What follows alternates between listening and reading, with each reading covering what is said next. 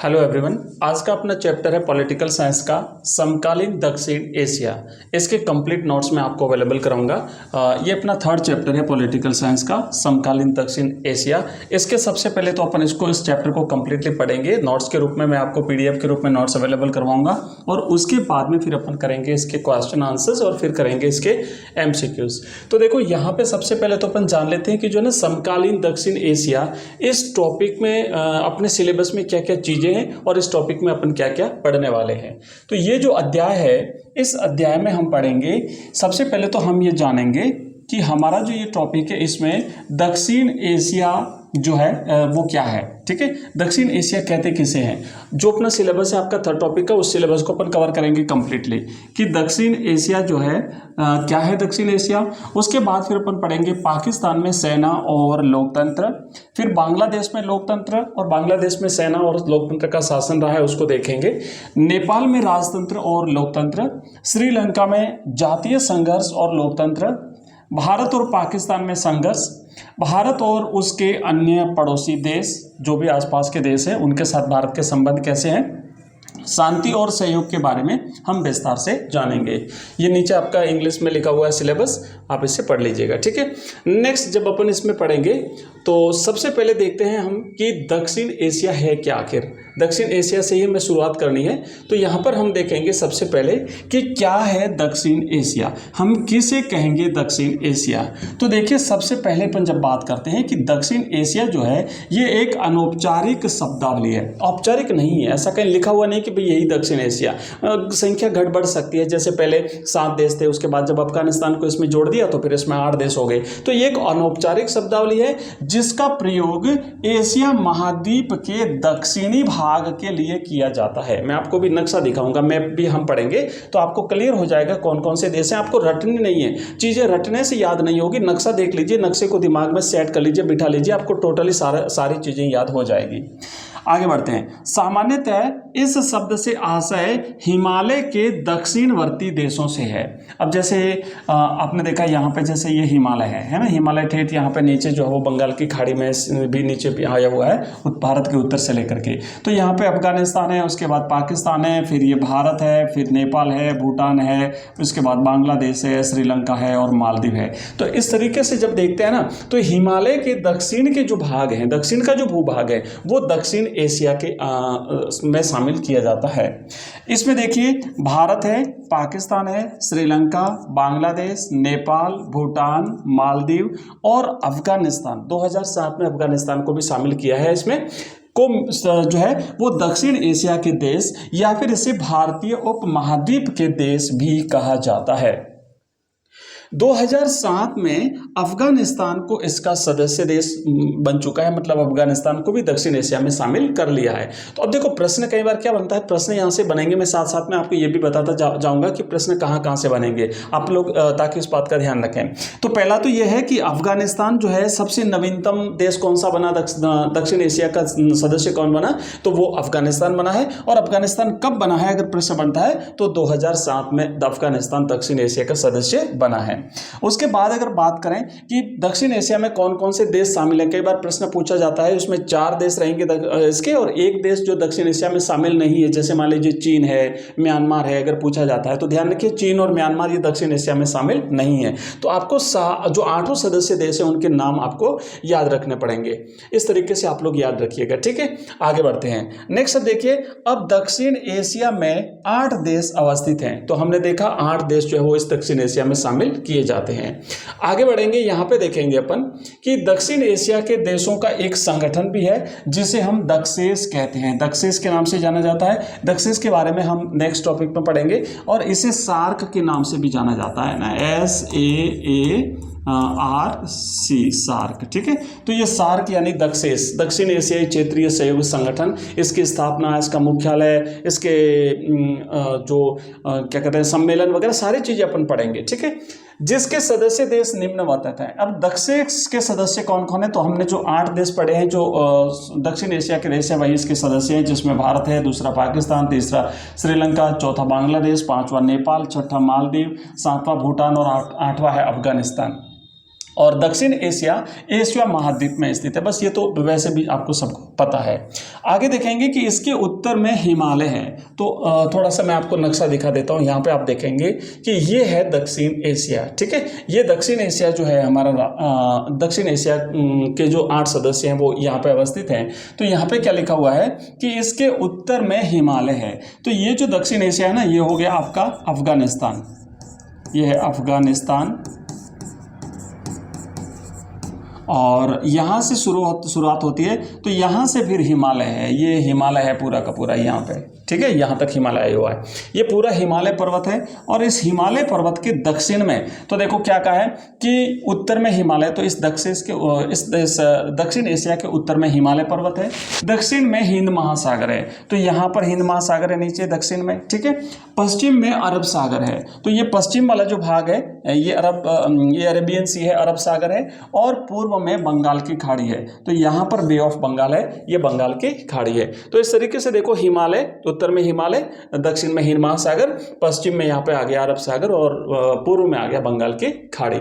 इस तरीके से अब जो अफगानिस्तान, ये जो 8 देश है, इनके नाम इस तरीके से याद रखिएगा, आप दिमाग में बिठा दीजिए। यहाँ पे है अफगानिस्तान, उसके बाद फिर आता है पाकिस्तान, उसके बाद फिर आता है भारत। अब देखो कई बार ये प्रश्न बनता है कि दक्षिण एशिया का सबसे बड़ा देश कौन सा है, क्षेत्रफल की दृष्टि से भी और जनसंख्या की दृष्टि से भी। तो सबसे बड़ा देश हो गया भारत, याद रखिएगा। उसके बाद फिर आता है नेपाल, ठीक है, ये है नेपाल। उसके बाद फिर आता है भूटान, ये रहा भूटान। और उसके बाद फिर आता है बांग्लादेश, तो ये है बांग्लादेश, ठीक है, ये बांग्लादेश हो गया। उसके बाद फिर आता है श्रीलंका, और यहाँ पर है नीचे मैं आपको दिखाऊंगा। उसके बाद यहाँ श्रीलंका आएगा नीचे, और उससे नीचे जब जाते हैं तो वहाँ पे मालदीव आता है। तो इस तरीके से ये 8 सदस्य देश हैं इसके, अपन बढ़ते हैं दक्षिण एशिया के, ठीक है। और यहाँ पे ये श्रीलंका, और यहाँ पर जो है ये मालदीव आया है, यहाँ पर आप देख सकते हैं। तो ये हो गया श्रीलंका, और ये हो गया मालदीव। मालदीव जो कि 1968 तक तो सल्तनत थी, उस 1968 के बाद जो है यहाँ पे भी लोकतंत्र की स्थापना हुई है। 1948 में हुई थी श्रीलंका में, 1947 में भारत और पाकिस्तान में, 1971 में बांग्लादेश में। तो इस तरीके से ये राष्ट्र सम्मिलित हुए हैं, ठीक है। एक और इसका मैप देखेंगे अपन, यहाँ से भी आपको क्लियर हो जाएगा, आप इसे भी देख सकते हैं। तो इस तरीके से ये दक्षिण एशिया जो है वो यहाँ से अफगानिस्तान, पाकिस्तान, ठीक है। यहाँ पे आप देखेंगे ये अफगानिस्तान, पाकिस्तान, ये भारत हो गया। उसके बाद यहाँ पे नेपाल हो गया, भूटान हो गया, बांग्लादेश हो गया, श्रीलंका हो गया, मालदीव हो गया। तो इस तरीके से ये जो है ये नेपाल हो गया। तो इस तरीके से ये जो है ये दक्षिण एशिया के राष्ट्र हैं, ठीक है।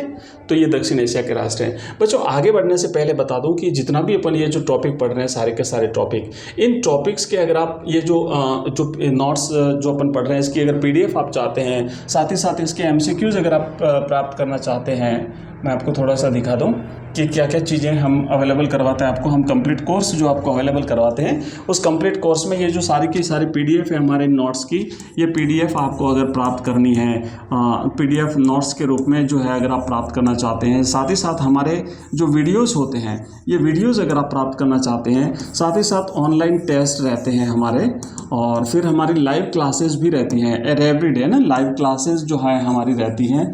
और इसके बाद में हमारे जो MCQs टाइप के जो क्वेश्चंस होते हैं, MCQs टाइप के प्रश्न हैं, उसके बाद जो टॉपर स्टूडेंट्स रहे उनकी कॉपीज़ रहेगी। उसके बाद जो आपके प्रीवियस ईयर्स के बोर्ड के एग्जाम्स की जो पेपर्स हैं, वो सारी चीज़ें अगर आप एक ही जगह पर प्राप्त करना चाहते हैं तो आप हमारा ऐप डाउनलोड कर लीजिएगा। हमारा ऐप है एजुकेशन राइज नाम से, एजुकेशन राइज। प्ले स्टोर पे आपको ये ऐप मिलेगा, एजुकेशन राइज नाम से हमारा ऐप है, RISE। इस ऐप में हमने कंप्लीट कोर्सेज बना रखे हैं, पॉलिटिकल साइंस का, हिस्ट्री का, इंग्लिश कंपलसरी का, हिंदी कंपलसरी का, हिंदी साहित्य का, ज्योग्राफी के सारे कंप्लीट कोर्सेज आपको मिलेंगे। और एक कोर्स की प्राइस है ओनली 99 रुपये, केवल 99 रुपीज़, और पूरे 1 साल की वैलिडिटी, 1 साल के 99 रुपये। ध्यान रखना, महीने के नहीं है, 1 साल, पूरे साल के लिए ओनली खाली 99 रुपये में आप पूरा कोर्स परचेज कर सकते हैं। इस कोर्स में आपको इतनी सारी चीज़ें मिलेगी, और बोर्ड के एग्जाम तक आप इस कोर्स को जो है वो पढ़ सकते हैं, ठीक है। ज़्यादा अगर आपको और इन्फॉर्मेशन चाहिए या हमसे कांटेक्ट अगर आप करना चाहते हो तो आप हमारा नंबर भी नोट कर लीजिए। हमारा नंबर है 907962 989। इस नंबर पे आप हमें व्हाट्सएप मैसेज कर सकते हैं, आप हमें टेलीग्राम मैसेज कर सकते हैं। ठीक है, चलिए आगे बढ़ते हैं। तो नेक्स्ट हम आगे बढ़ते हैं और अब हम यहाँ पे देखेंगे कि अगला जो हमारा रहेगा, थोड़ा सा आप यहाँ पे ध्यान दीजिए, नोट करके हमने ये लिखा है कि चीन, कई बार प्रश्न पूछा जाता है, जैसे मान लीजिए 3 दक्षिण एशिया के राष्ट्र दे दिए, एक चीन दे दिया और फिर पूछा जाएगा कि निम्न में से कौन एक दक्षिण एशिया का राष्ट्र नहीं है। तो ध्यान रखना, चीन और म्यांमार जो है ये दक्षिण एशिया के राष्ट्र नहीं है। चीन और म्यांमार जो है ये दक्षिण एशिया के राष्ट्र नहीं है। अब हम बात करेंगे दक्षिण एशियाई राष्ट्रों की राजनीतिक प्रणाली के बारे में, है ना, शासन तंत्र के बारे में, राजनीतिक प्रणाली के बारे में यहाँ पे हम बात करेंगे। तो दक्षिण एशिया के विभिन्न देशों, क्योंकि 8 देश हैं, तो विभिन्न देशों में एक सी राजनीतिक प्रणाली नहीं है। ये कई बार 3 प्रश्न ऐसे बन सकते हैं कि 3 पॉइंट दे दिए जाए उसमें से कि निम्न में से कौन सा गलत है। तो वहाँ पे रहेगा कि भाई दक्षिण एशिया में एक सी राजनीतिक प्रणाली है, तो गलत कौन सा है, सही कौन सा है, सत्य असत्य में पूछा जा सकता है, रिक्त स्थान में पूछा जा सकता है। तो एक एक लाइन के रूप में हमने ये नोट्स कंप्लीट बनाया, आप लोग इसे ध्यान दीजिएगा। तो एक सी राजनीतिक प्रणाली नहीं है, मतलब क्या है, आपको भी पता होगा कि जैसे पाकिस्तान की बात करें, बांग्लादेश की बात करें, तो वहां पे ज्यादातर तो है ना सैनिक शासन रहा है, वहां पे सैनिक शासन रहा है। और बाकी अगर देशों की बात करें, जैसे भारत हुआ, श्रीलंका हुआ, तो वहां पर लोकतंत्र रहा है, प्रजातंत्र रहा है। तो कहीं पर जो है ना लोकतंत्र रहा है। उसी तरह अगर नेपाल भूटान की बात करें, तो नेपाल में तो अब राजतंत्र, लोकतंत्र स्थापित हो गया, लेकिन पहले वहां पे राजतंत्र था। भूटान में राजतंत्र है, लोकतांत्रिक राजतंत्र है। तो कहने का मतलब यह हुआ कि एक से राजनीतिक प्रणाली नहीं है दक्षिण एशिया के विभिन्न देशों के बीच में। अब हम बात करेंगे कि भारत और श्रीलंका में आजादी के बाद से लोकतंत्र है, बिल्कुल है। और भारत जो है 1947 में आजाद हुआ था और श्रीलंका जो है वो 1948 में आजाद हुआ था। तो तब से दोनों देशों में जो है वो लोकतंत्र है। पाकिस्तान और बांग्लादेश की बात करें तो यहां पे कभी लोकतंत्र और कभी सैन्य शासन रहा है। बांग्लादेश में तो फिर भी कम रहा है सैन्य शासन, लेकिन पाकिस्तान में तो ज्यादातर समय सैन्य शासन ही रहा है।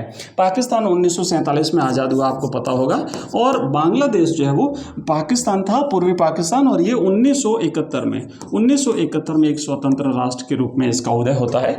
और इस तरीके से, ठीक है। बात करते हैं नेपाल की, तो नेपाल में 2006 तक तो संवैधानिक राजतंत्र था और बाद में वहां पर भी लोकतंत्र की बहाली हुई है और फिलहाल वहां पे लोकतंत्र है। और 2015 में बात करें, 2015 में जो है यहाँ पर 2015 में यहाँ पे जो है वो संविधान लागू हुआ है। नेपाल में बात करें तो यहाँ पर 2015 में संविधान लागू किया गया है। भूटान में राजतंत्र है, अभी भी राजतंत्र है, लेकिन वहां पे लोकतांत्रिक राजतंत्र है, ध्यान रखिएगा, लोकतांत्रिक राजतंत्र है, मतलब ये भी लोकतंत्र की तरफ धीरे धीरे बढ़ रहे हैं। और मालदीव की बात करें तो सन 1968 तक यहाँ पे सल्तनत थी, उसके बाद यहाँ पर भी लोकतंत्र की स्थापना हुई है। तो ये लगभग अपने सारे जो राष्ट्र हैं उनकी शासन प्रणाली किस प्रकार की हमने यहाँ पे एक बार देख लिया, ठीक है, 8 राष्ट्रों की। और इसके बाद यहाँ पे हम आगे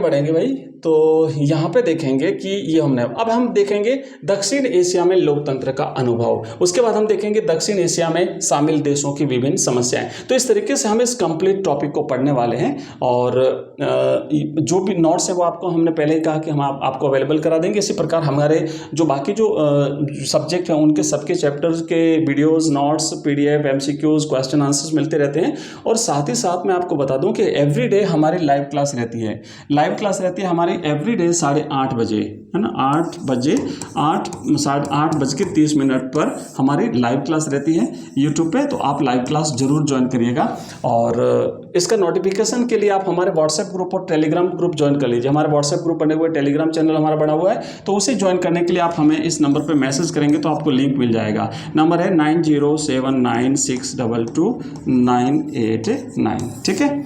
मिलते हैं नेक्स्ट वीडियो में, क्योंकि वीडियो काफी लंबा हो रहा था। ये जो बाकी टॉपिक है ये अपन नेक्स्ट वीडियो में पढ़ते हैं। मिलते हैं जल्दी, तब तक के लिए बाय, धन्यवाद, थैंक यू।